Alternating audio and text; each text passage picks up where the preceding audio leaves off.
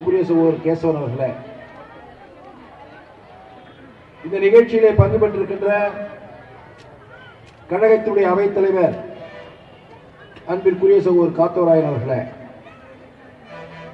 இந்த நிகழ்ச்சியிலே பங்கு பெற்றிருக்கின்ற ஊத்தங்கரை சட்டப்பேரவை உறுப்பினர் அன்பிற்குரிய சகோதரர் தமிழ்ச்செல்வம் அவர்களே, இந்த நிகழ்ச்சியிலே பங்கு பெற்றிருக்கின்ற முன்னாள் சட்டமன்ற உறுப்பினர்கள் அன்பிற்குரிய சகோதரர் முனிவேங்கடப்பன் அவர்களே, அன்பிற்குரிய சகோதரர் ஊத்தங்கரை முன்னாள் சட்டமன்ற உறுப்பினர் அன்பிற்குரிய சகோதரி அவர்களே, பருகூர் முன்னாள் சட்டப்பேரவை உறுப்பினர் அன்பிற்குரிய சகோதரர் சி வி ராஜேந்திரன் அவர்களே, மேடையிலே வீற்றிருக்கின்ற சார்பு அமைப்பினுடைய மாவட்ட நிர்வாகிகளே, ஒன்றிய கழக செயலாளர்களே, நகரத்துடைய வட்ட செயலாளர்களே, இந்த நிகழ்ச்சியை சிறப்பான முறையில் ஏற்பாடு செய்து நடத்தி கொண்டிருக்கின்ற என் அன்பிற்கும் பாசத்துக்குரிய தம்பி நவாப் அவர்களே, இந்த நிகழ்ச்சியில் தன் கணவரோடு இணைந்து நீண்ட காலமாக அரசியல் பணியில் தன்னை இணைத்துக் கொண்டு நீண்ட காலம் கிருஷ்ணகிரி நகராட்சியுடைய தலைவராக இந்த கிருஷ்ணகிரி நகராட்சி வாழ் மக்களிடத்திலே அன்பையும் மரியாதையும் பெற்று இன்றும் பதவி விலகினாலும் இன்றும் கிருஷ்ணகிரி நகராட்சிக்கு தலைவராக அனைவரால் ஏற்றுக்கொள்ளப்பட்டிருக்கின்ற என் அன்பிற்கும் பாசத்திற்குரிய சகோதரி பரிதா நவாப் அவர்களே, இன்று மாற்றுக் கட்சியிலிருந்து அனைத்து இந்திய அண்ணா திராவிட முன்னேற்ற கழகத்தில் இணைத்துக் கொண்ட அன்பிற்கும் பாசத்திற்குரிய சகோதரர்களே, பண்புக்கும் மரியாதைக்கும் உரிய போற்றுதலுக்குரிய தாய்மார்களே, சகோதரிகளே, நண்பர்களே, பத்திரிகை மற்றும் ஊடக நண்பர்களே, உங்கள் அத்தனை பேருக்கும் என் அன்பு கலந்த வணக்கத்தினை உரித்தாக்கிக் கொள்கின்றேன். நீண்ட காலமாக கிருஷ்ணகிரி நகராட்சி என்று வருகின்ற பொழுது அனைத்து இந்திய அண்ணா திராவிட முன்னேற்ற கழகத்தில் போட்டியிட்டு ஒரு சில தேர்தலில் நாங்கள் வெற்றி பெற்று ஆட்சிக்கு வந்து அந்த தலைமை பொறுப்பேற்றிருக்கின்றோம். ஆனால் கடந்த 25 ஆண்டு காலமாக நாங்கள் ஒரு பக்கம் என்றால் திராவிட முன்னேற்ற கழகத்தில் பரிதா நவாப் தான் எதிர்த்து நிற்கிற வேட்பாளராக 25 ஆண்டு காலமாகவே அவர் இருந்திருக்கிறார். திராவிட முன்னேற்ற கழகமும் தமிழகத்தை பொறுத்தவரையில் எங்களை எதிர்த்து நிற்கின்ற ஒரு வலுவான எதிர்க்கட்சி, அது மறுக்கவோ மாற்றவோ முடியாது. அப்படி ஒரு வலுவான எதிர்க்கட்சியில் 25-30 ஆண்டு காலம் கிருஷ்ணகிரி நகராட்சி உள்ளாட்சி அமைப்புடைய தேர்தல் வருகிறது என்று சொன்னால் அந்த இயக்கத்தில் இறுதியாக போட்டியாளராக வருபவர் நவாப்புடைய துணைவியார் பரிதா நவாப் என்று சொன்னால் அந்த இயக்கத்தில் அவர்கள் எவ்வளவு கடுமையாக உழைத்திருந்தால் அந்த இடத்திற்கு அவர்கள் வந்திருக்க முடியும். அப்படிப்பட்ட ஒரு நல்ல உழைப்பாளியை, திறமை மிக்கவர்களை திராவிட முன்னேற்ற கழகம் இடையிலே அந்த இயக்கத்தில் நுழைந்தவர்கள், பாரம்பரியமாக அந்த இயக்கத்தில் இல்லை, எங்கோ இருந்தவர்கள் பொருளாதாரத்தை முன்னிறுத்தி தான் அந்த இயக்கத்தில் உள்ளே வந்ததோடு மட்டுமல்லாமல் உழைத்த நல்ல உழைப்பாளிகளை அந்த இயக்கத்திற்காகவே தங்களை முழுமையாக ஈடுபடுத்திக் கொண்ட அந்த தம்பதிகளை தொடர்ந்து இந்த கிருஷ்ணகிரியிலே இவர்கள் கட்டுப்பாட்டிலே இந்த இயக்கம் இருக்கிறது என்பதற்காக அவரை வெளியேற்ற வேண்டும் என்று பல்வேறு வகையான முயற்சி செய்திருக்கிறார்கள், அவமானப்படுத்தியிருக்கிறார்கள். அப்படி அவமானப்படுத்தினாலும் கூட அந்த கட்சியுடைய விசுவாசத்தால் தாங்கி இருந்திருக்கிறார்கள். அவருடைய விசுவாசத்தை கொண்டு சொல்ல விரும்புகிறேன். தன்னுடைய சொந்த இடத்தையே திராவிட முன்னேற்ற கழகத்துடைய தலைவர் மறைந்த முன்னாள் முதலமைச்சர் திரு கருணாநிதி அவர்கள் சிலை அமைப்பதற்காக எழுதி கொடுத்திருக்கிறார் என்று சொன்னால் அந்த கட்சியின் மீது எவ்வளவு விசுவாசமாக இருந்திருக்க வேண்டும்.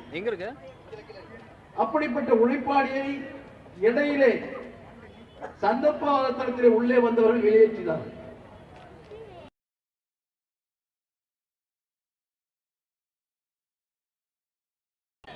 நாம் உழைக்கின்ற உழைப்பிற்கு அங்கீகாரமும் நிச்சயமாக அனைத்திந்திய அண்ணா திராவிட முன்னேற்ற கழகத்தான் கிடைக்கும் என்று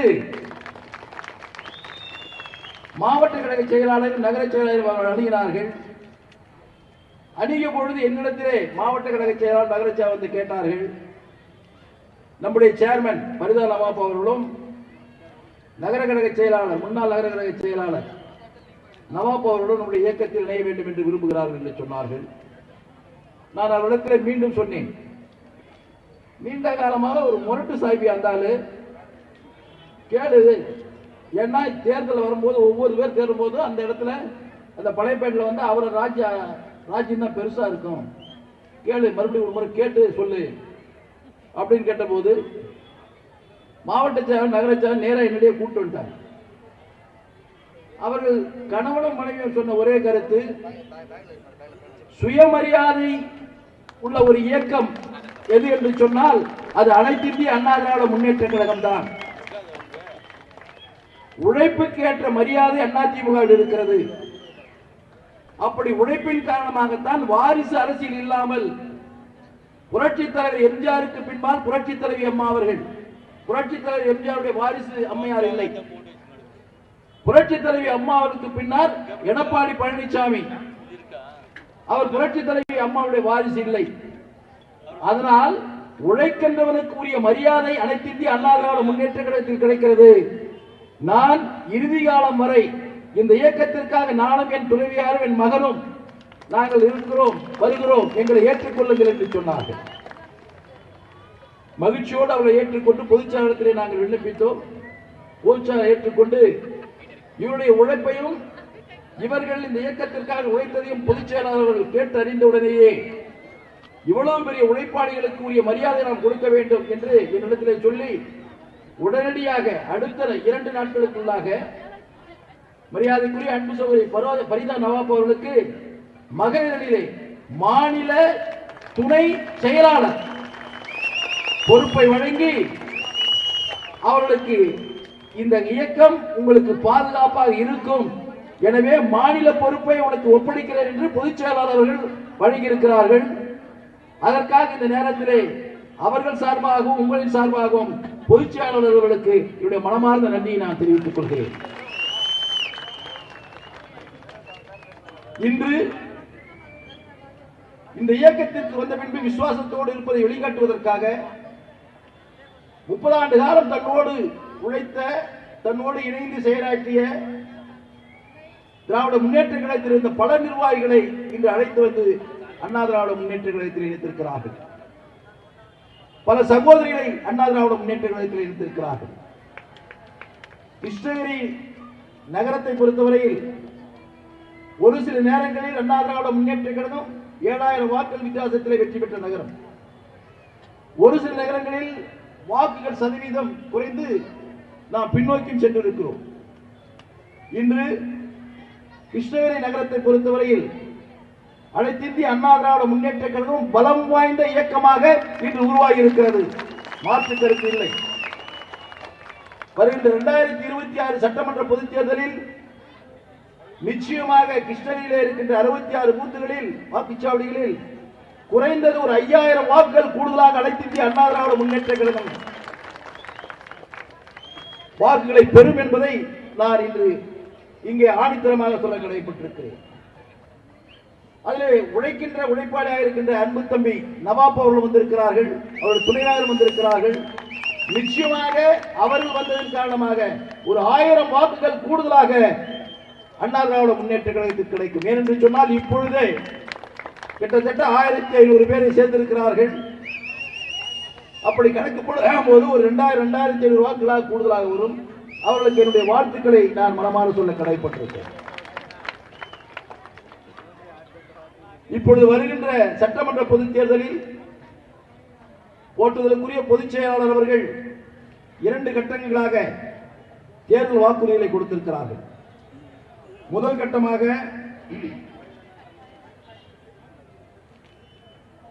குலவிளக்கு திட்டம் என்ற ஒரு திட்டத்தில் மகளிருக்கு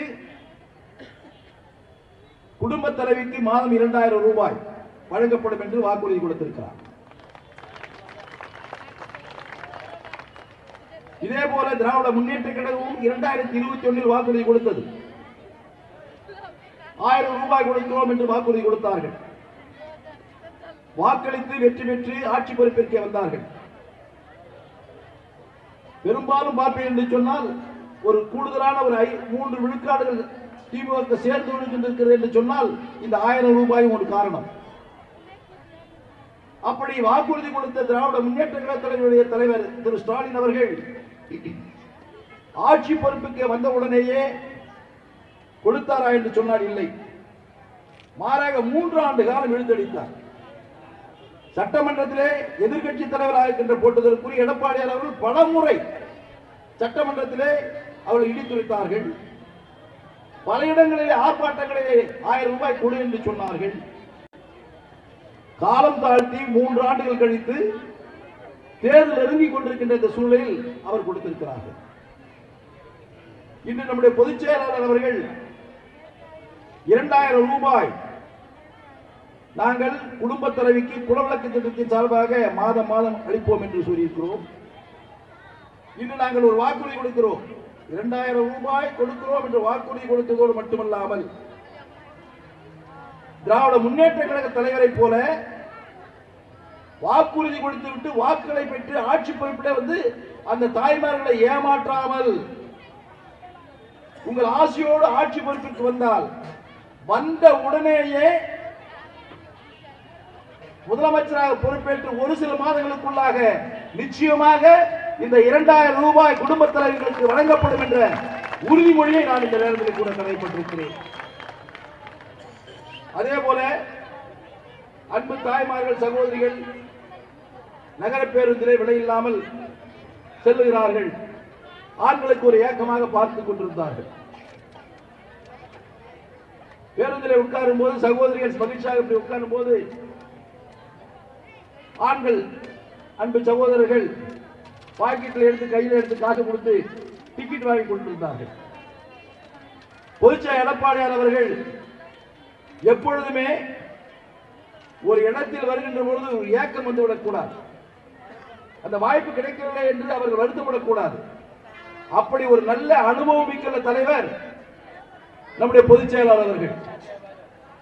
சகோதரிகள் எப்படி மகிழ்ச்சியாக நகர பேருந்தில் உட்கார்கிறார்களோ அதே போல ஆண்களும் மகிழ்ச்சியாக நகர பேருந்திலே பாக்கெட்டில் இருந்து காசு கொடுக்காமல் நீங்களும் இலவசமாக செல்லலாம் என்ற வாக்குறுதியை கொடுத்திருக்கிறார். அதே போல அனைவருக்கும் வீடு. இதிலே ஒன்று பார்க்க வேண்டும். நீண்ட காலமாக சுதந்திரம் பெற்றதிலிருந்து காங்கிரஸ் இயக்கம் அன்னை இந்திரா காந்தி அம்மையார் அவர்கள் பிரதம அமைச்சராக இருந்த பொழுது இந்திரா நினைவு குடியிருப்பு திட்டம் என்றெல்லாம் கொடுத்தார்கள். நாம் கூட புரட்சி தலைவி அம்மா அவர்கள் 2011 ஆட்சி பொறுப்பேற்ற போது வாக்குறுதி கொடுத்தார்கள். அன்பு தாய்மார்களுக்கு இலவசமாக விலையில்லாத மிக்சி கிரைண்டர் ஃபேன் வழங்கப்படும் என்று வாக்குறுதி கொடுத்தார்கள். உங்கள் ஆசையோடு ஆட்சிக்கு வந்தோம். வந்த பின்பு 1,76,00,000 குடும்ப சகோதரிகளுக்கு விலையில்லாத மிக்சி கிரைண்டர் ஃபேன் முழுமையாக கொடுக்கப்பட்டது, திமுக போல் இல்லாமல். அதே போல 2011 ஆண்டுக்கு 60,000 வீடுகள், 5 ஆண்டுகளுக்கு 3 லட்சம் வீடுகள் கட்டி கொடுக்கப்படும் பசுமை வீடுகள் திட்டம் என்று கொடுத்தார்கள். அதுவும் கொடுத்தார்கள். இந்த வாக்குறுதிக்கும் பழைய வாக்குறுதிக்கும் என்ன வித்தியாசம் என்று சொன்னால், பழைய வாக்குறுதிகள் நிறைவேற்றப்பட்டது பயனாளிகளுக்கு சொந்தமாக இடம் இருக்க வேண்டும், சொந்தமாக பட்டா அவர்கள் பெயரில் இருக்க வேண்டும். அப்படி சொந்தமாக பட்டா இருந்த இடம் இருந்தால், அவர்கள் ஏழையாக இருந்தால் அவர்கள் வீடு கட்டி கொடுக்கப்பட்டது. ஆனால் இன்று நிறைய பகுதிகளிலே, நிறைய கிராமங்களிலே, நிறைய நகராட்சிகளிலே, நிகர பேரூராட்சிகளிலே சொந்தமாக நிலமில்லாமல் வாடகை வீட்டில் இருக்கின்ற அந்த ஏழ்மைகளில் இருக்கின்ற அந்த தம்பதிகளுக்கு பொதுச் செயலாளர்கள் இந்த வாக்குறுதி என்ன கொடுத்திருக்கார் என்று சொன்னால், அப்படி நிலமில்லாத வாடகை வீட்டிலே இருக்கின்ற அந்த தம்பதிகளுக்கு அரசே நிலம் வாங்கி கொடுத்து அவர்களுக்கு பட்டா வழங்கி கான்கிரீட் வீடு கட்டி கொடுக்கப்படும் என்ற வாக்குறுதியை கொடுத்திருக்கிறார்கள். இதுதான் இதற்கு முன்பு இருந்த வாக்குறுதிக்கும் இந்த வாக்குறுதிக்கும் உள்ள வித்தியாசம். முன்பு பல தலைவர்கள் கொடுத்த வாக்குறுதி என்ன என்று சொன்னால் பயனாளிக்கு சொந்தமாக நிலம் இருக்க வேண்டும். ஆனால் இன்று பொதுச்செயலாளர் எடப்பாடியார் அவர்கள் கொடுத்திருக்கின்ற வாக்குறுதி பயனாளிக்கு நிலம் இல்லை என்று சொன்னாலும் நிலம் அரசே வாங்கி கொடுத்து வீடு கட்டி கொடுக்கப்படும் என்ற வாக்குறுதி கொடுத்திருக்கிறோம். அதே போல பட்டியல் இனத்தைச் சேர்ந்தவர்கள் ஆதி திராவிட மக்கள் நீங்கள் பார்க்கிறீர்கள் என்று சொன்னால் ஒரு காலனி இருக்கிறது என்று சொன்னால் வீட்டிலே ஒரு தந்தையும் மகள் இருப்பார். அவருக்கு பிறந்த குழந்தைகள் அவர்களுக்கு திருமணமாகி அவர்கள் தனி குடித்தனம் போக முடியாமல் ஒரே வீட்டில் 3 குடித்தனம் 4 குடித்தனம் என்ற நிலைமை இருந்து கொண்டிருக்கிறது. அவர்களுக்கு எங்காவது ஒரு பட்டா நிலத்தை வாங்கினால் உடனே நீதிமன்றத்திற்கு சென்று அவர்களுக்கு அந்த நிலம் கொடுக்காமல் தடுத்து விடுகிறார்கள். இதை நன்கு உணர்ந்த பொதுச் செயலாளர் அவர்கள் அப்படி இருக்கின்ற குடும்பங்களில் வசிக்கின்ற தம்பதிகளுக்கு நிலம் வாங்கி கொடுத்து அவர்களுக்கு வீடு கட்டி கொடுக்கப்பட்டு ரேஷன் அட்டையும் வழங்கப்படும் என்ற வாக்குறுதியை கொடுத்திருக்கிறார்கள். அதே போல இந்த 100 நாள் வேலை இந்த திராவிட முன்னேற்ற கழகத்தினுடைய தலைவர் ஸ்டாலின் இருந்து கடைசியில இருக்கிற தொண்டர்களை பொய்யே பேசிட்டு இருக்காங்க, பொய்யே பேசுறாங்க. இப்போ கூட ஒரு மாசத்துக்கு முன்னாடி எல்லாம் கட் அவுட் வச்சு கட்டி வச்சாங்க. திமுக சார்பில் தமிழ்நாடு முழுசும் வச்சாங்க. தமிழ்நாடு முழுசும் வச்சு அமைச்சர்கள் எல்லாம் பேசுறாங்க, சட்டமன்ற உறுப்பினர்கள் பேசுறாங்க, மாவட்ட கழக செயலர் பேசுறாங்க, ஒன்றிய செயலர் பேசுறாங்க. இனி 100 நாள் வேலை இல்லை. என்ன கொடுமை பாருங்க. நாடாளுமன்றத்தில் மத்திய அரசு 100 நாள் வேலையை 125 நாட்களாக வழங்கப்பட வேண்டும், அது கட்டாயப்படுத்தப்பட்டது. நாடாளுமன்றத்திலே சட்டம் கொண்டு வரப்பட்டு சட்டம் நிறைவேற்றப்பட்டது. அப்படி நிறைவேற்றப்பட்ட சட்டம் ஜனாதிபதியிடத்திலே சென்று உடனடியாக கையெழுத்திட்டு அது நடைமுறைக்கு வந்தது. 100 நாள் வேலையை 125 நாள் மத்திய அரசு கொடுக்கிறது என்று சட்டமியற்றி ஜனாதிபதி கையெழுத்து போட்டதை இன்றைய முதலமைச்சராக இருக்கிற திரு ஸ்டாலின் அவர்கள் 100 நாள் வேலை இல்லை என்று அவருடைய தொண்டர்களை சொல்ல வைக்கிறார் என்று சொன்னால் மக்களை அவர்கள் எப்படி ஏமாற்றுகிறார்கள் என்று பாருங்கள். எங்களை பொறுத்தவரையில் 125 நாள் கொடுத்திருக்கிற இந்த திட்டத்தில் நாங்கள் ஆட்சிக்கு வந்தால் 150 நாட்கள் கட்டாயம் வழங்குவோம் என்பதை ஏனென்று சொன்னால் கீழ்நிலையிலே இருக்கின்ற கிராமப்புறத்திலே வாழ்கின்ற அந்த தாய்மார்கள் சகோதரிகளுக்கு 150 நாட்கள் என்பது ஆண்டின் பாதி நாட்கள் அவர்களுக்கு வேலை உத்தரவாதம் கொடுக்கப்படுகிறது, வேலை உத்தரவாதம் கொடுக்கப்படுகிறது. அதை நாங்கள் செய்வோம் என்று வாக்குறுதி கொடுத்திருக்கிறோம். அதே போல புரட்சித் தலைவி அம்மா அவர்கள் ஆட்சி காலத்தில் வேலைக்கு செல்கின்ற சகோதரிகளுக்கு வேலை செல்வதற்காக ஸ்கூட்டி வாங்குறேன் என்று சொன்னால் 20,000 ரூபாய் மானியம் கொடுத்தார்கள். இப்பொழுது பொதுச் செயலாளர் அவர்கள் வேலைக்கு சென்றாலும் சரி வேலைக்கு செல்லவில்லை என்றாலும் சரி ஒரு சகோதரி ஸ்கூட்டி வாங்க விரும்புகிறார் என்று சொன்னால் 25,000 ரூபாய் மானியம் என்ற வகையிலே 5 லட்சம் பெண்களுக்கு ஸ்கூட்டி வழங்கப்படும் என்று வாக்குறுதி கொடுத்திருக்கிறோம். ஏனென்று சொன்னால் இந்த சமூகத்தில் ஒரு பெண் ஒரு கௌரவமான நிலைக்கு வர வேண்டும். பொது இடத்திலே வருகின்ற பொழுது வசதி படைத்தவர்கள் வருகின்ற அந்த வாய்ப்பையும் நடுத்தரத்தில் இருக்கின்ற சகோதரிகளும் ஓரளவுக்கு ஏழ்மையிலிருந்து அந்த வண்டிகளை வாங்கக்கூடிய சக்தி உடையவர்களும் பயன்படுத்த வேண்டும் என்பதற்காகத்தான் 5 லட்சம் பெண்களுக்கு இது வழங்கப்படும் என்ற வாக்குறுதியை நாங்கள் கொடுத்திருக்கிறோம். அதே போல 6வது வாக்குறுதி திட்டம் வயது முதிர்ந்தவர்களுக்கு ஓய்வூதிய திட்டம் கொடுக்கப்பட்டிருக்கிறது. இப்பொழுது இந்த திராவிட முன்னேற்ற கழக ஆட்சியில் நாங்கள் இந்த மாதிரி பொய் எல்லாம் சொல்ல மாட்டோம். திராவிட முன்னேற்ற கழக ஆட்சி இந்த 1000 ரூபாய் கொடுத்து இந்த ஓய்வூதிய திட்டத்தை பணத்தை கொடுக்கறது இல்லை. ஏன்னா இந்த 1000 ரூபாய் அங்க போகுது. அதனால ஓய்வூதிய பணத்தை நிறுத்திவிட்டு இந்த 1000 ரூபாய் கொடுக்கிறார்கள். ஆனால் பொதுச் செயலாளர் அவர்கள் ஏற்கனவே வாங்கிய ஓய்வூதிய திட்டத்தில் கொடுத்த 1000தோடு சேர்த்து நானும் 1000 ரூபாய் சேர்த்து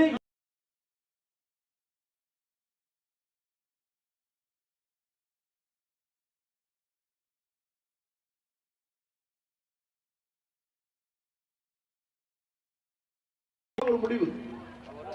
அடுத்ததாக சகோதரிகள், இல்லத்தரசிகள், ஏழ்மை நிலையில் இருக்கின்ற குடும்பம், இந்த ஏழ்மை நிலையில் இருக்கின்ற குடும்பத்திற்குத்தான் குழந்தைகள் படிக்க வேண்டும் என்பதற்காக புரட்சித் தலைவர் எம்ஜிஆர் சத்துணவு திட்டத்தை கொடுத்தார். கிராமப்புறத்திலே ஏழ்மை நிலையிலே இருக்கின்ற அந்த குடும்பத்திலே பிறந்த குழந்தை பள்ளிக்கு வர வேண்டும் என்பதற்காகத்தான் சத்துணவு திட்டத்தை கொடுத்தார். அதைத் தொடர்ந்து புரட்சித் தலைவி அம்மா அவர்கள் குழந்தைகள் பெற்றோர்கள் அந்த குழந்தைகளுக்கு தேவையான அடிப்படை வசதிகளை செய்து கொடுப்பதற்குரிய வசதி இல்லாத காரணத்தினால்தான் 4 சீருடை கொடுத்தார் புரட்சித் தலைவி அம்மா அவர்கள். புத்தகத்தை கொடுத்தார்கள், நோட்டை கொடுத்தார்கள், செருப்பையும் கொடுத்தார்கள். தொடர்ந்து 8வது இருந்து 9வது வந்தால் சைக்கிளை கொடுத்தார்கள். +1 வரும்போது லேப்டாப்பை கொடுத்தார்கள். இது அந்த குழந்தை வளர்ச்சிக்காக கொடுக்கப்பட்டது. அதைத் தொடர்ந்து அவருடைய தொண்டராக இருக்கின்ற கழகத்துடைய பொதுச் செயலர் எடப்பாடியார் அவர்கள் இப்பொழுது அந்த ஏழை குடும்பத்தில் இன்னொரு மைல்கல், இன்னொரு படிக்கட்டு தாண்டுவதற்காக அந்த குடும்பத்திற்கு 3 சிலிண்டர் விலையில்லாமல் இலவசமாக கொடுக்கப்படும் என்ற வாக்குறுதியை நாங்கள் இப்பொழுது கொடுத்திருக்கிறோம். அதே போல ஜல்லிக்கட்டுல ரொம்ப விமர்சையா போயிட்டு இருக்கு. எல்லா இளைஞர்களும் அதில் ரொம்ப வேகமா ஈடுபடுறாங்க. அந்த ஒரு ஆபத்தான விளையாட்டு அது. அந்த ஆபத்தான விளையாட்டில் சில நேரங்களில் உயிர் போய் விடுகிறது. அப்படி உயிர் போகின்ற இளைஞர்களுடைய குடும்பங்களை நட்டாற்றில் விடாமல் அவர்களுக்கு ஆதரவாக அதுபோன்று ஜல்லிக்கட்டில் ஈடுபட்டு உயிரிழந்தால் அந்த குடும்பத்திற்கு 10 லட்சம் ரூபாய் இழப்பீடு தொகையாக வழங்கப்படும் என்ற வாக்குறுதியை நாங்கள் கொடுத்திருக்கிறோம். அதே போல சிறு தொழில் செய்வதற்கு வங்கி கடனை கொடுக்க வேண்டும் என்று வாக்குறுதி கொடுத்திருக்கிறோம். அதே போல மாற்றுத்திறனாளிகள் கூட்டுறவு வங்கிகளை கடன் பெற்றிருந்தால் தள்ளுபடி செய்யப்படும் என்று சொல்லியிருக்கிறோம். அனைத்திற்கும் மேலாக திராவிட முன்னேற்ற கழகத்தின் 2021 தேர்தலில் படித்த மாணவர்கள், படித்துக் கொண்டிருக்கின்ற மாணவர்கள் கல்வி கடன் பெற்றிருந்தால் தேசிய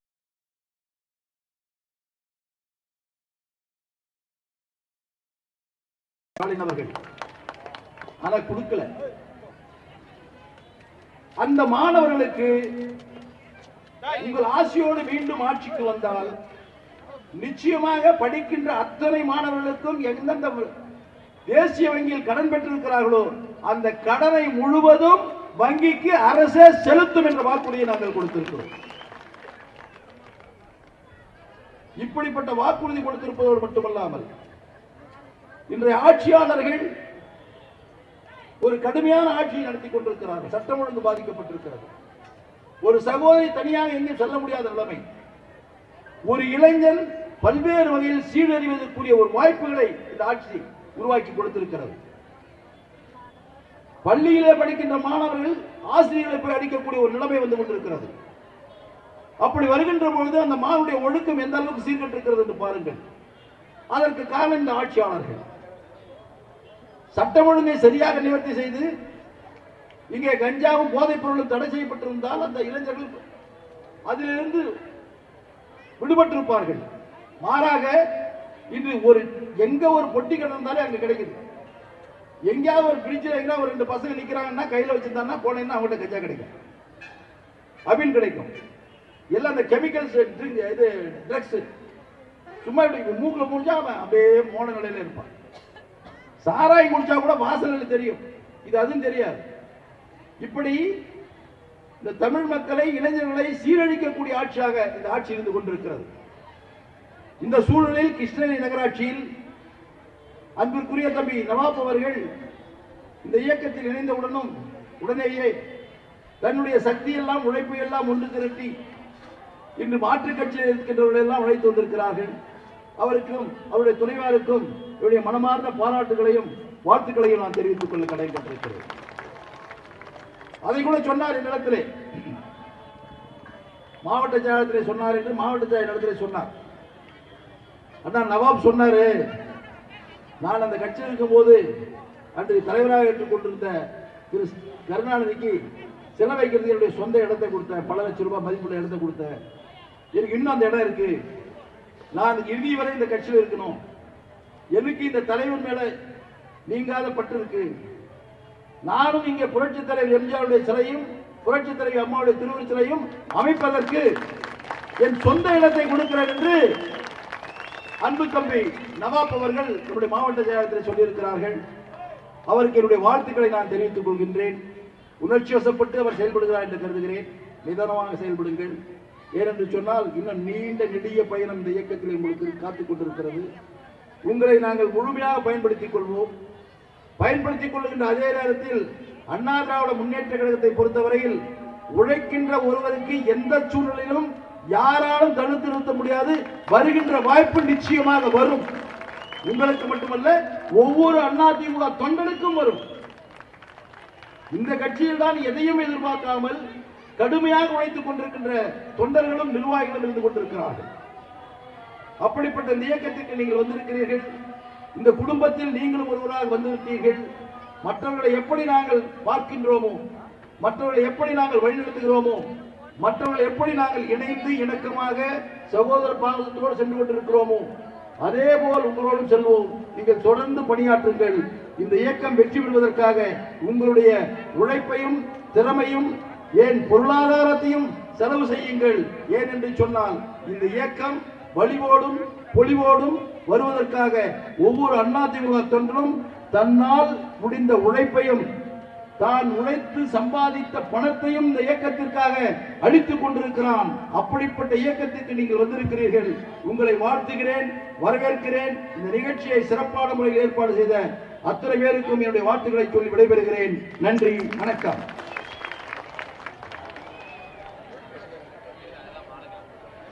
நன்றி உரை இளைஞர் அணி மாவட்ட செயலாளர் கார்த்திக் பால்ராஜ் அவர்களை நன்றி உரை கூறுமாறு அன்போடு அழைக்கிறோம்.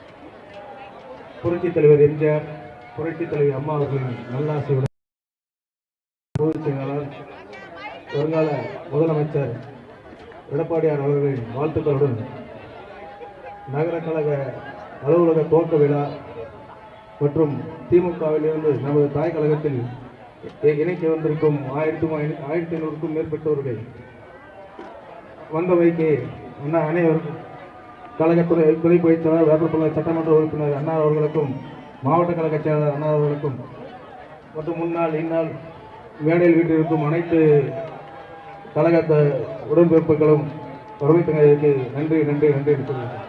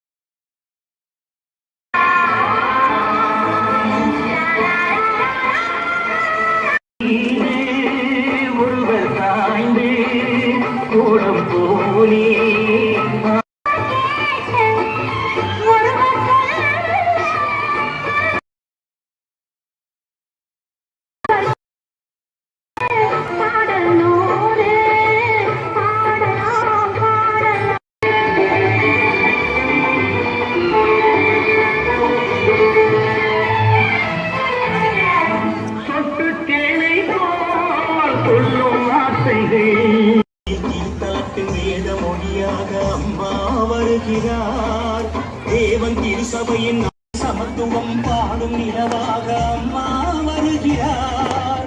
சந்ததி காக்க நிம்மதி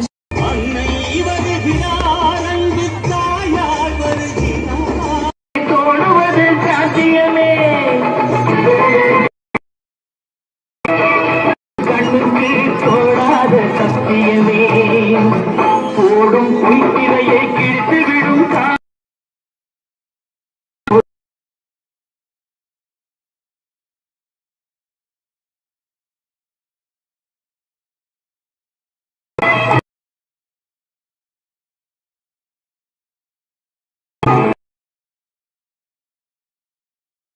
நம்பாதே.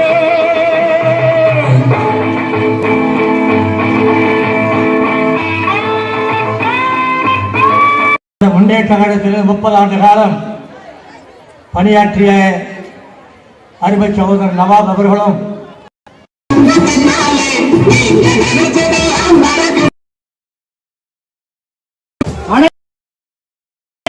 மாற்றுக் கட்சியிலிருந்து விலகி அண்ணா திராவிட முன்னேற்ற கழகத்தில் கூட இப்ப இன்னும் சில நேரத்தில் தொடங்க இருக்கிறது. கழகத்துடைய துணை பொதுச் செயலாளர்